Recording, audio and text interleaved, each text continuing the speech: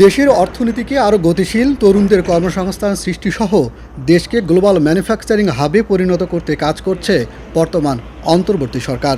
এরই অংশ হিসেবে দেশের প্রধান সমুদ্র বন্দর চট্টগ্রামের সক্ষমতা বাড়াতে নেওয়া হয়েছে নানা কর্মযজ্ঞ। বন্দরের পাশে নির্মিত হচ্ছে লালদিয়া টার্মিনাল ও বে টার্মিনাল নির্মাণ প্রকল্প। সকালে চট্টগ্রাম সমুদ্র বন্দর সংলগ্ন লালদিয়া চরে নির্মাণাধীন টার্মিনাল প্রকল্প এলাকা পরিদর্শন করেন বাংলাদেশ বিনিয়োগ উন্নয়ন কর্তৃপক্ষ বিডা এবং বাংলাদেশ অর্থনৈতিক জোন কর্তৃপক্ষ বেজার নির্বাহী চেয়ারম্যান আশিক চৌধুরী, প্রধান উপদেষ্টার প্রেস সচিব শফিকুল আলম, উপপ্রেস সচিব আবুল কালাম আজাদ মজুমদার, চট্টগ্রাম সমুদ্র বন্দরের চেয়ারম্যান এস এম মনিরুজ্জামান সহ বিভিন্ন সংস্থার ঊর্ধ্বতন কর্মকর্তাবৃন্দ।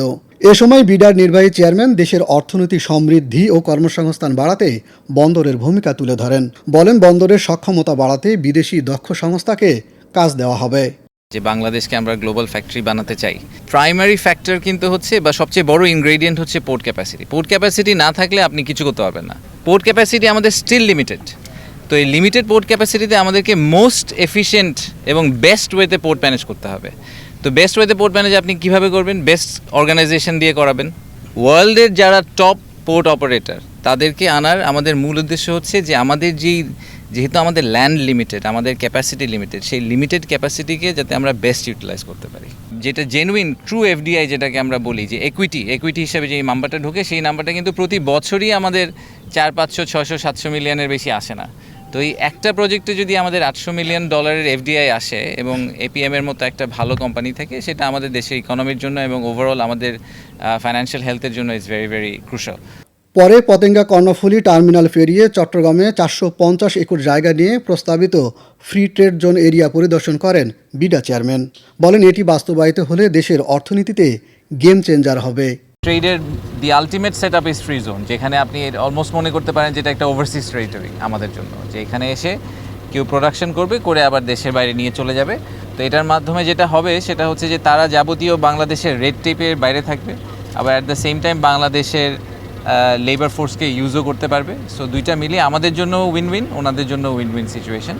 ফ্রি ট্রেড জোন এরিয়া পরিদর্শন শেষে তিনি যান দেশের বহুল প্রতীক্ষিত বে টার্মিনাল নির্মাণ প্রকল্প এলাকায়। সেখানে চলমান বিশাল কর্মযজ্ঞ তিনি ঘুরে দেখেন এবং প্রকল্পের সর্বশেষ অগ্রগতি নিয়ে খোঁজখবর নেন। জানান, বিদেশি বিভিন্ন সংস্থা এই বন্দরের উন্নয়নে বিপুল বিদেশি বিনিয়োগ নিয়ে এসেছে। 2031 সাল নাগাদ এটির কার্যক্রম শুরু হবে। এটি চালু হলে এখান থেকেই 24 ঘন্টা মাদার ভেসেলে পণ্য লোড আনলোড করা যাবে। এতে পরিবহন সময় এবং অর্থ দুটোই সাশ্রয়ী হবে। আমরা ওয়ার্ল্ড ব্যাংকের ফান্ডিংয়ে কিছু কাজ করছি, সরকার থেকে কিছু ফাইন্যান্সিং হচ্ছে, যেটা ব্রেক ওয়াটার হবে সেটা ওয়ার্ল্ড ব্যাংকের ফান্ডিংয়ে হবে। আর সেই সাথে এডিবি আমাদের সাথে কাজ করছে অ্যাডভাইজার হিসেবে, তাদের সাথে আমরা কাজ করছি এবং আমরা এস্টিমেট করছি যে এই পিএসএ এবং ডিপি ওয়ার্ল্ড রাফলি $1 বিলিয়ন করে এই প্রজেক্টে ইনভেস্ট করবেন। সো $1 বিলিয়ন করলে প্রথম দুইটা সিটি 1, সিটি 2তেই আমরা প্রায় $2 বিলিয়ন মতো একটা ফরেন ডিরেক্ট ইনভেস্টমেন্টের চেহারা দেখতে পাবো।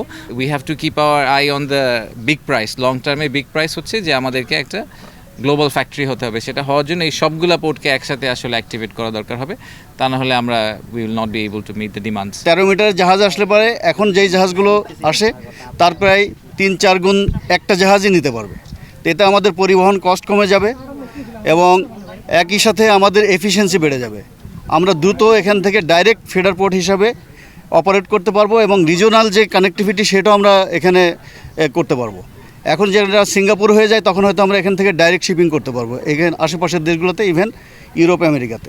পরে বিডার নির্বাহী চেয়ারম্যান কর্মকর্তাদের সঙ্গে নিয়ে চট্টগ্রাম বন্দরের নিউমোরিং কন্টেনার টার্মিনাল পরিদর্শন করেন এবং বন্দরের কার্যক্রমের খোঁজখবর নেন।